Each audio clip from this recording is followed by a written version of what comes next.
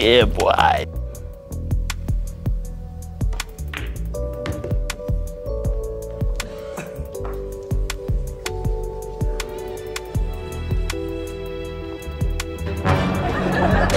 Here I come.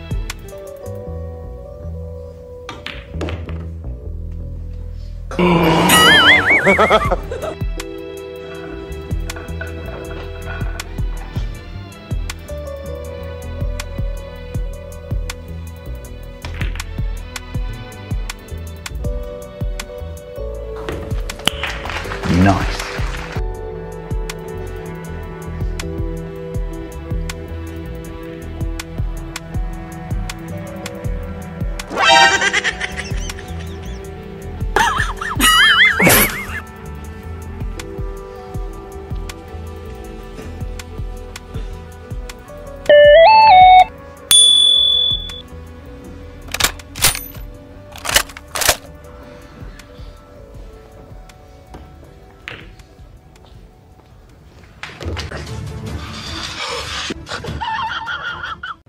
Magandang umaga mga kaibigan, mga kabilyard. Welcome to Pool Challenge Reaction and Commentary Videos. For today's reaction video, ito pag-uusapan natin tong another exciting match between Efren Bata Reyes versus dito kay Luwat, no? At mapapansin natin, itong si Luwat, isa rin to sa Pilipino na pinakamagagaling na pool player sa Pilipinas. Itong si Rodolfo Luwat, isa rin ito sa mga top 5 most or number 5 most valuable pool players sa Pilipinas. Ito nga yung pinaglalabanan nila noong 2005. Ito yung All Japan Open Finals, no? Nakalaban niya dito si Efren Bata Reyes. At mukhang race to 9 yung kanilang paglalabanan ng ball yan at winner's break. So na dry break si Rodolfo Luwat dito sa rack number 1, kaya back to table itong si Reyes. Sundan natin mga kabilyard.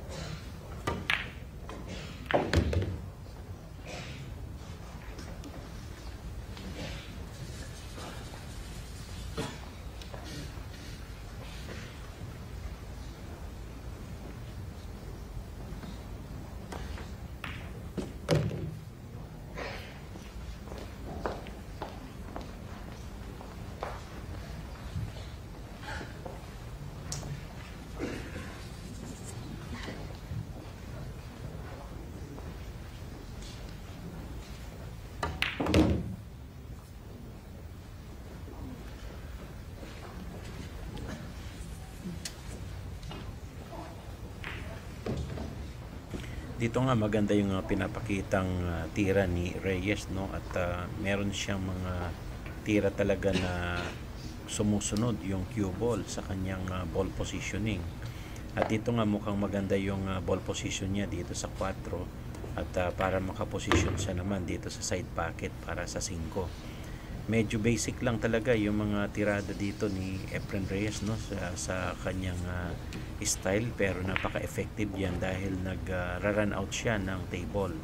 So tingnan natin kung ma-run out ni Reyes itong rack number 1 at mapansin natin talagang nakafocus din si Reyes dito sa laban nila ni Rodolfo.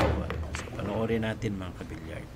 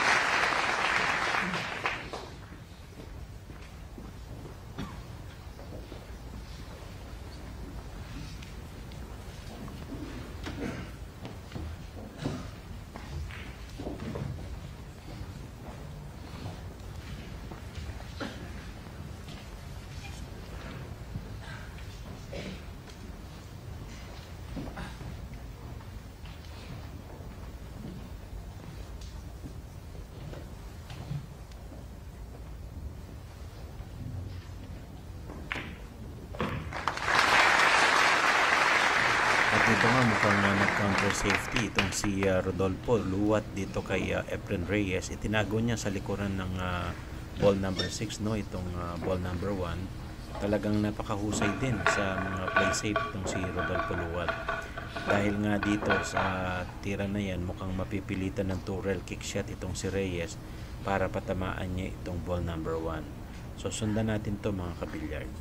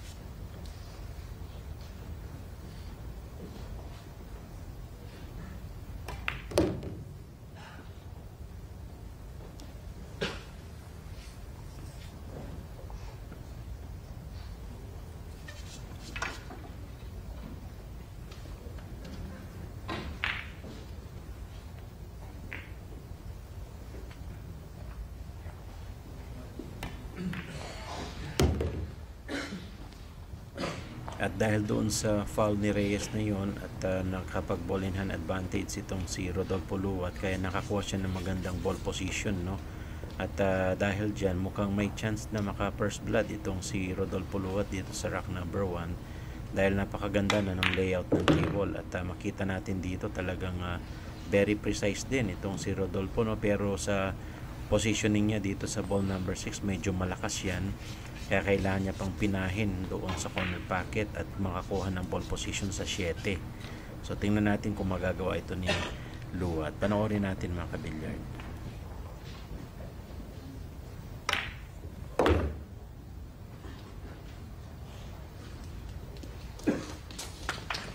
Grabe, swabing-swabe talaga yung ball positioning dito ni Luwat, no? At mapapansin ninyo, last 3 ball na lang dito si Luwat sa rack number 1.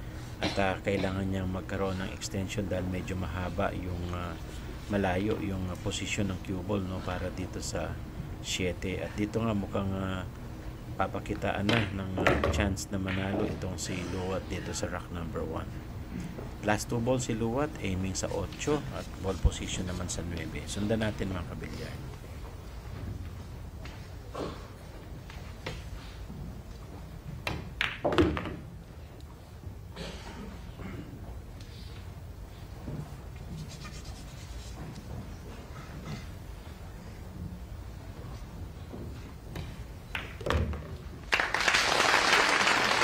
Napansin natin ang score natin ay all 1 at nakaposisyon din si Reyes ng game number 1, no? Nakapanalo siya doon, kaya all 1 ang score natin dyan at si Rodolfo naman ang magbe-break sa rack number 3. Sundan natin mga kabilyard.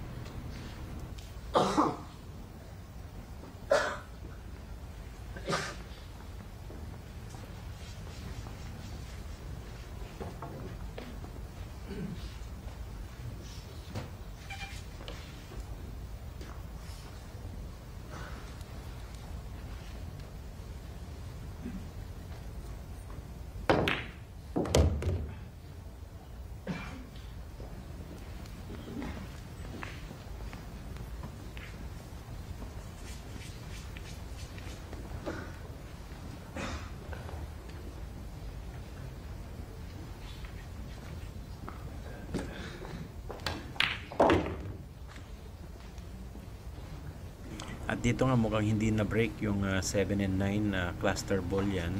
Kaya medyo mahirapan siya dyan kapag ma-clean up niya itong remaining ball. So kailangan niya pa rin ma-break or makakuha ng napakagandang posisyon, no? Para maipasok niya yung ball number 7. So tingnan natin kung magagawa ng paraan na i-break yan ni Rodolfo Luwat. Sundan natin mga kabilyard.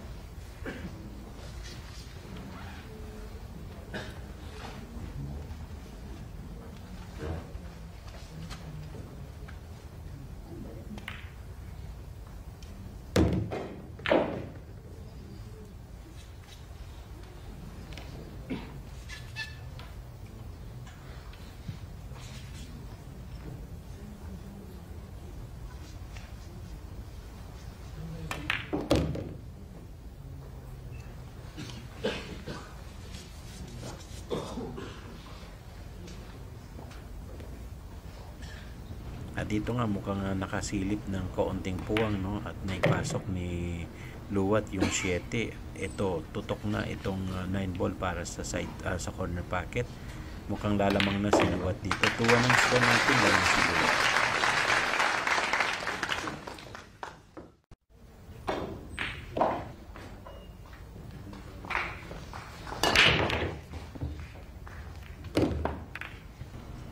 At dito nga nag-break ulit si Rodolfo, no? Winners break tayo dito. Mukhang masama yung break na yan. May pumasok na isa.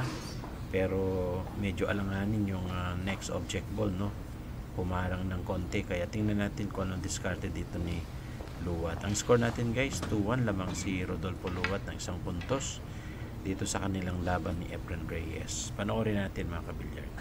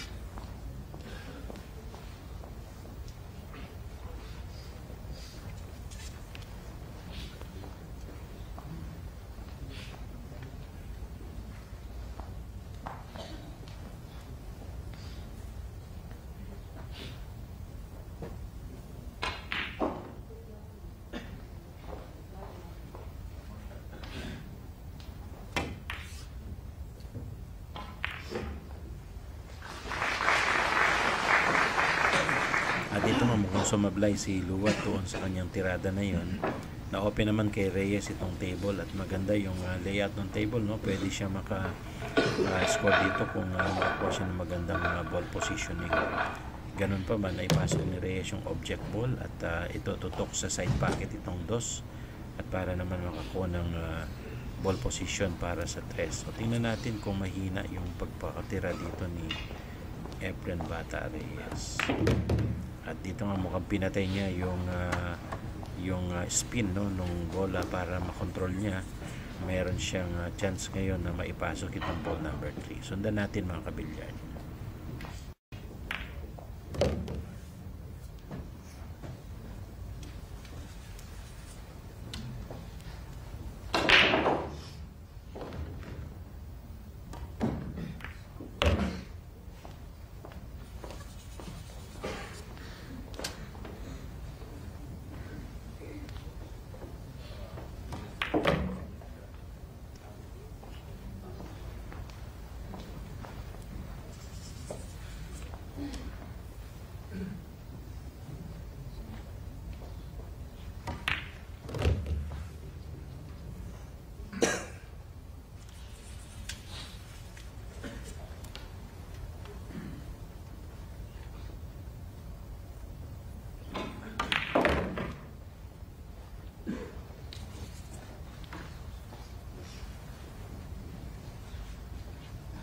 At dito nga pumasok yung last ball niya, tumabla si Reyes. No, all-time score natin dyan mga kabilyard. Mapapansin nyo talagang hindi nagpapatalo itong ating kababayan na si Efren Reyes. Rack number 5, si Reyes ang magbe-break. All-2 ang score natin.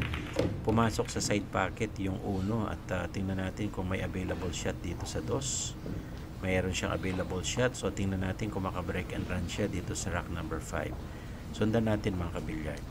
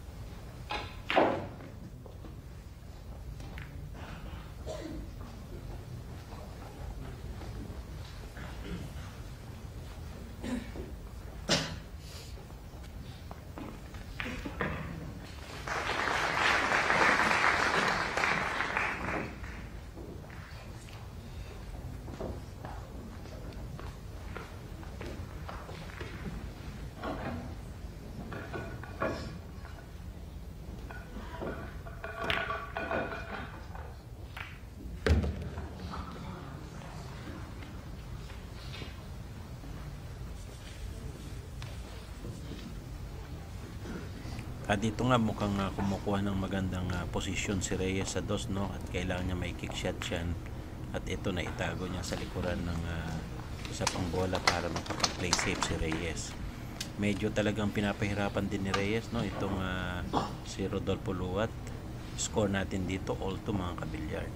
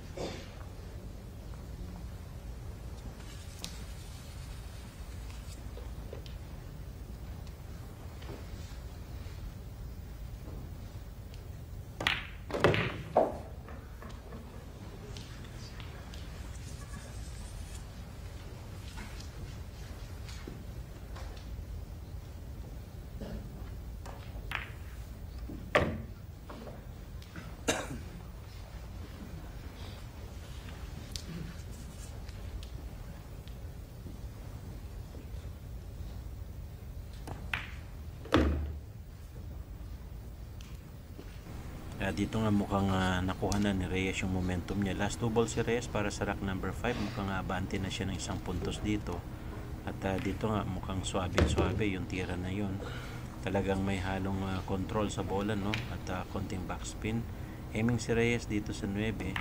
At dito nga pumasok yung 3 points po natin naman sa Reyes.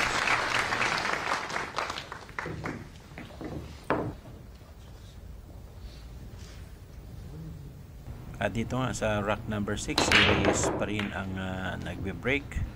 Mukhang hindi maganda yung brake na yan ni Reyes, dry brake yan.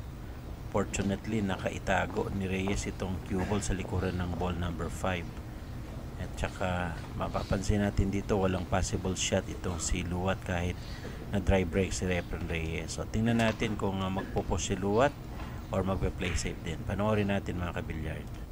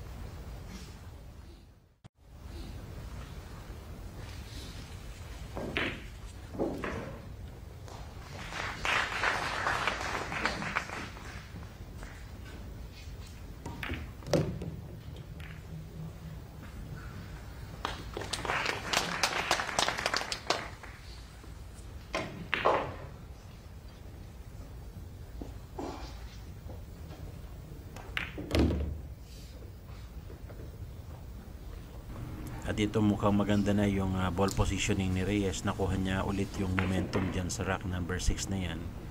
Mapapansin natin talagang maganda yung layout ng table. Kayang-kaya ma-run out dito ni Reyes. Pero subukan natin tingnan kung saan siya kukuha ng magagandang position. Panoorin natin mga kabilyard.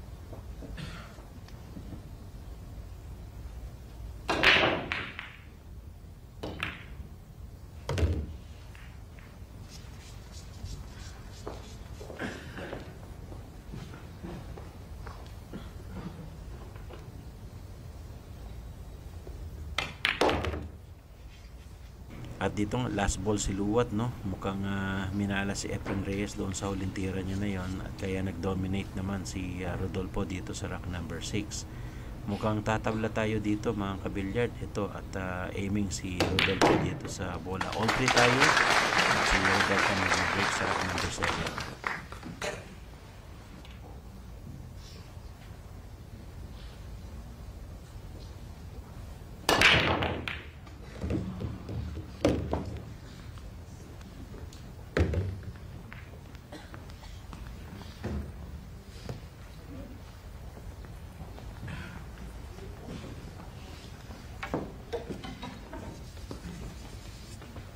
Medyo masama yung pagkaka-break doon ni Luwat, na scratch yung bola kaya foul yan. Ball in hand advantage naman kay Reyes. At dito nga mukhang itinutok na ni na Magician itong uno sa side pocket para makakuha ng ball position naman dito sa dos. Very suabe yung tira dito ni Reyes, konting bounce yan. Eksaktong eksakto talaga sa tira ni Reyes. Napakalupit ng cue ball control ni Reyes dito. Sundan natin mga kabilyard.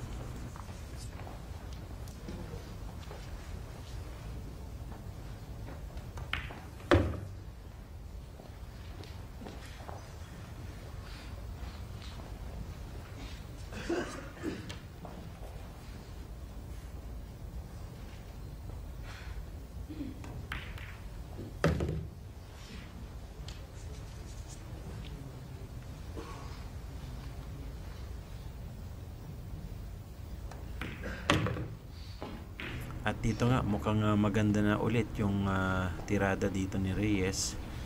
3 bola na lang to para dito sa rack number 7. Mukhang may chance na makapenetrate si Reyes ng isa pang puntos dito, no. At ito nga aiming siya dito sa 6 sa corner pocket sa bandang ibaba. At dito na ipasok ni Reyes yan. Maganda rin yung posisyon niya dito sa 8. Napakahusay talaga nitong si Reyes. Na konting backspin nito mga kabilyard, maganda na ang posisyon nito sa 9. At dito nga aiming si Reyes sa 8. Pasok yung 8 na yan, tutok ang 9 dito sa corner pocket. Mukhang abante si Reyes ng isang puntos pagkatapos nitong bola na ito. Pasok yung bola na yun, nandun na yun. 4 score lang na si Reyes.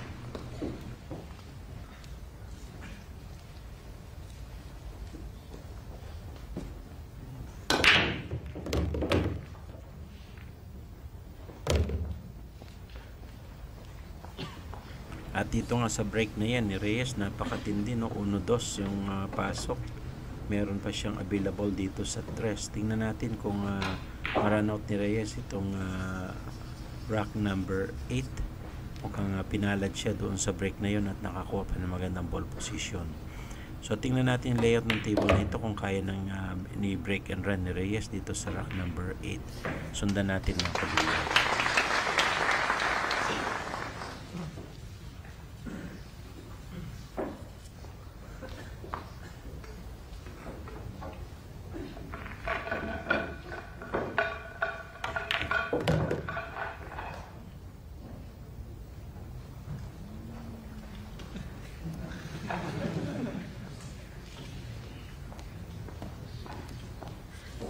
Medyo alanganin yung pagkaka-locate nitong cue ball, no, yung position niya dahil medyo dumikit dito sa 7 at kailangan pang saklitin ni Reyes itong 6 at para maka-play safe siya dito. Muntik nang pumasok sa side pocket pero nagawa pa rin ni Reyes na ilayo itong ball number 6. Kaya sundan natin mga kabilyard.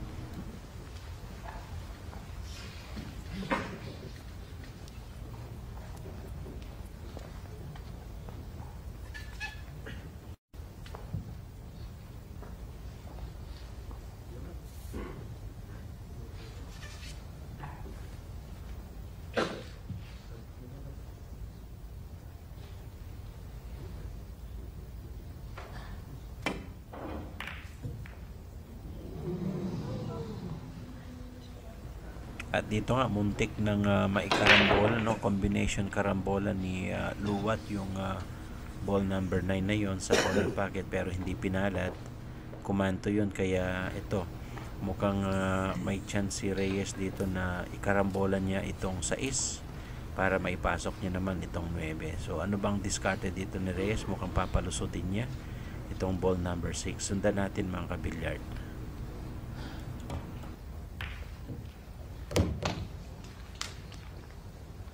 Napaka-suwabe nung pagkakatira na yun ni Reyes, bagamat naipasok niya yung ball number 6. Dumikit naman sa 7 yung cue ball, no? Medyo mahina yung tira na yun ni Reyes, kaya nag-alanganin siya dito sa position niya sa 7. Kaya sundan pa rin natin mga kabilyard.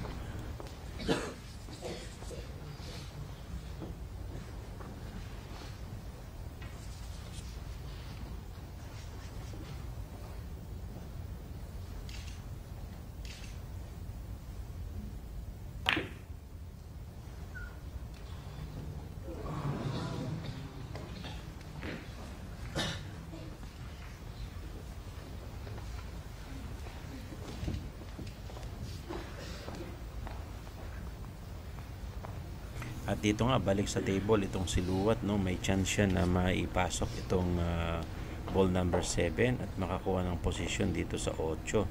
Medyo pangit talaga yung pagkakaposisyon ni Reyes kanina doon, kaya hindi yan umayon sa gusto niya.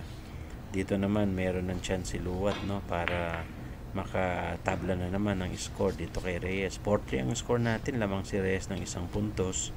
Pero dahil doon sa nagkamali si Reyes ng position, no, mahina, at ito mukhang ma-steal talaga ni Luwat itong rock number 8 para tumabla siya dito sa score. Pasok yung 9 na yun, although ang score natin na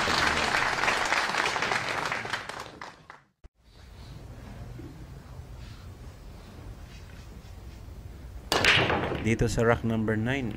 Ito nga, makita natin na nag-break dito si Rodolfo Luwat. At medyo masaklap yung break na yan, no? Dry break. Kaya back to table itong si Reyes. May available shot sa ball number 1. At nakita natin na tutok rin yung 2 para doon sa ball number 2. So tingnan natin kung makapasok, no, itong 1 na yon at makaposisyon dito sa 2.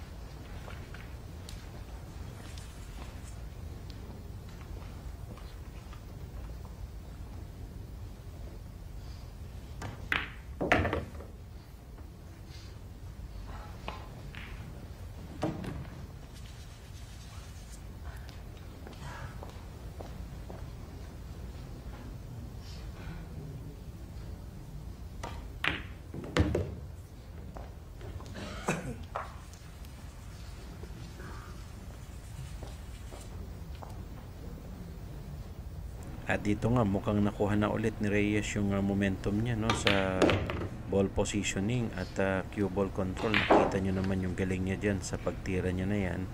At maiisip ninyo na sumasayaw yung bola, no, sa gusto ni Efren Reyes. Exact sa cue ball positioning itong si Reyes. At ito aiming sa 9 para sa lamang, no? 5-4 ang score natin dyan mga kabilyard.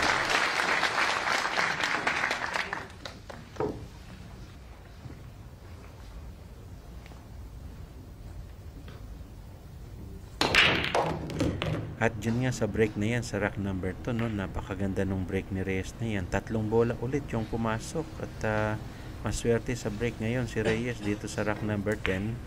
May available shot dito sa kanyang next object ball, itong press. At mukhang mapapadali yung laban niya dito sa rack number 10 na ito. 5-4 ang score natin dyan, lamang ng 1 puntos itong si Reyes.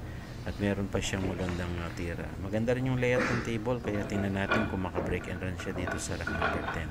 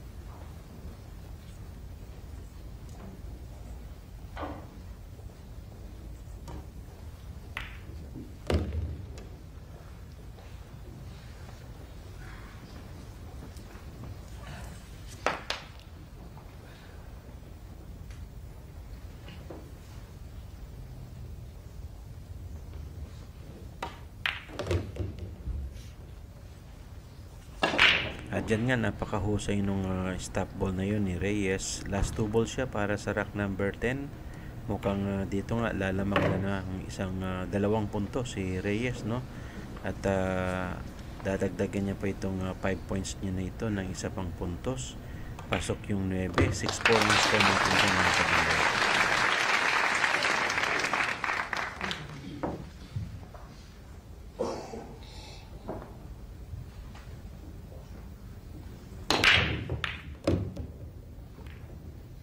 Gano'n na naman, may pumasok na naman sa side pocket yung uno, no? Kaya maganda yung pagkaka-break na yan ni Reyes. At may available shot siya dito sa ball number 2. Pero medyo mahirap yung pocketing niyan para makaposisyon sa ball number 3. Meron din siyang problema dito sa cluster ball sa ibaba, no? At kailangan niyang ma-break yan. So tingnan natin yung discarte ni Reyes dito sa rack number 11.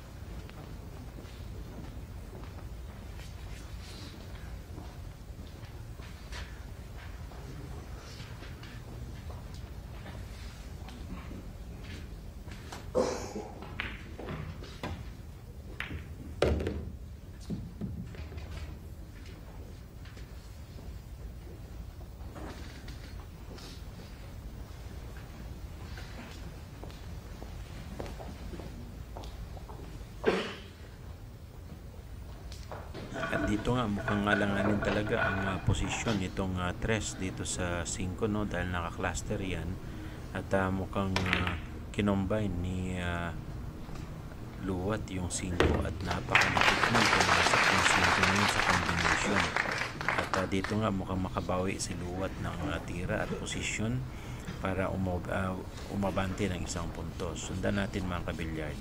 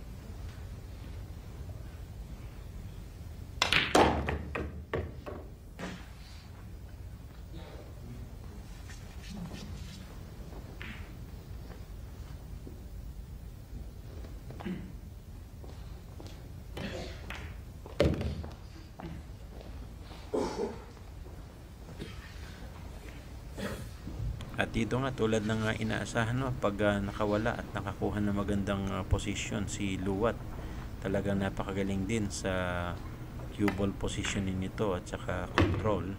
Napansin niyo yung bola na yun at makikita natin yung husay ng tao na ito dahil kasama ni Efren Reyes yan at Luwat. 6-5 ang score natin dyan at mabante ng isang punto si Rodolfo. Sundan natin mga kabilyard. Game number 12.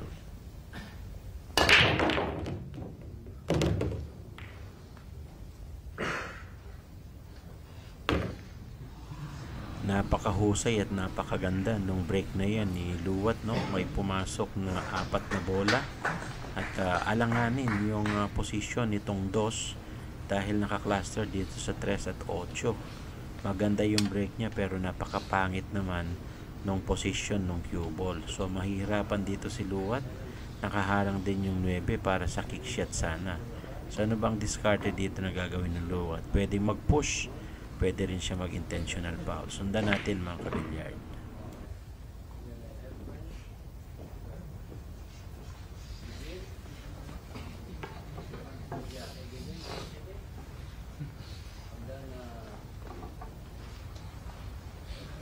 Dito nga mukhang nag-push na lang itong si Rodolfo Luwat, no? At titingnan natin kung kakagatin ni Reyes ito. At dito nga kinagat ni Reyes itong play safe na yan ni Rodolfo.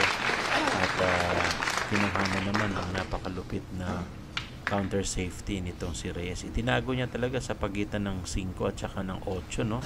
Mukhang mahirapan si Luwat dito. Tingnan natin kung matamaan niya. Natamaan pa rin ni Luwat itong 2 at ito si Reyes naman ang nasa mapangit na sitwasyon. Sundan natin mga kabilyard.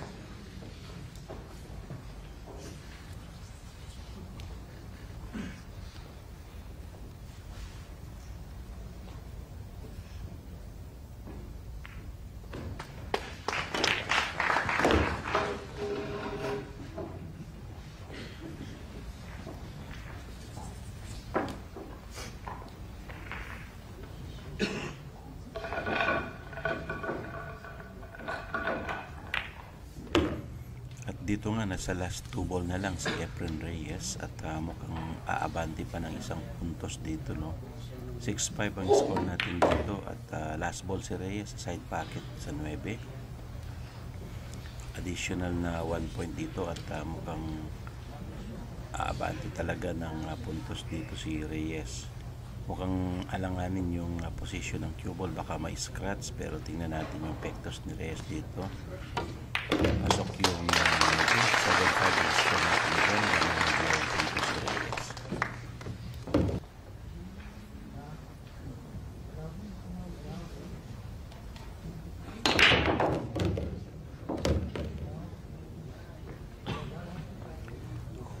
So rack number 13, maganda pa rin yung break ni Reyes dyan. May pumasok na 3 bola ulit, no? Magaganda yung break ni Reyes at meron siyang available shot. So tingnan natin kung maka-break and run siya dito at lumayo na ng score, no, dito sa kalaban niya si Rodolfo Luwat.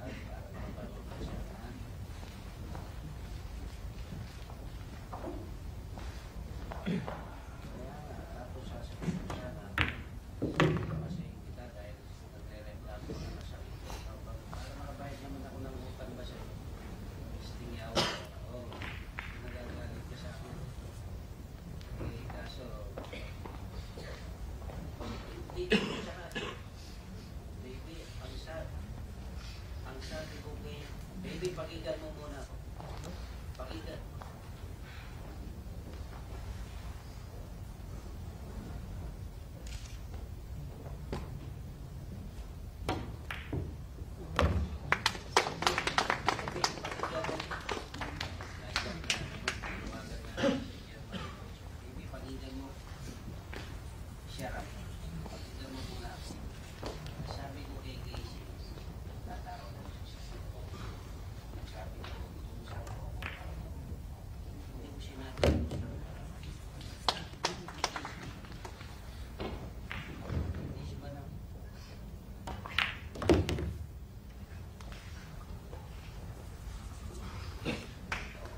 Last ball si Reyes, tulad ng inaasahan, talagang maganda yung pagkaka-break and run ng Reyes. Ito nga, nakikita natin na sa top of the hill itong si Reyes, no? Last rock si Reyes dito sa game number 14. At dito nga nag-break si Reyes, medyo masama yung pagkaka-break ni Reyes dito, walang pumasok, dry break yan, kaya may chance ngayon si Luwat na makabawi, no? Pero tingnan natin kung may pumasok. 2, 4, 6, 7, may isang bola na pumasok.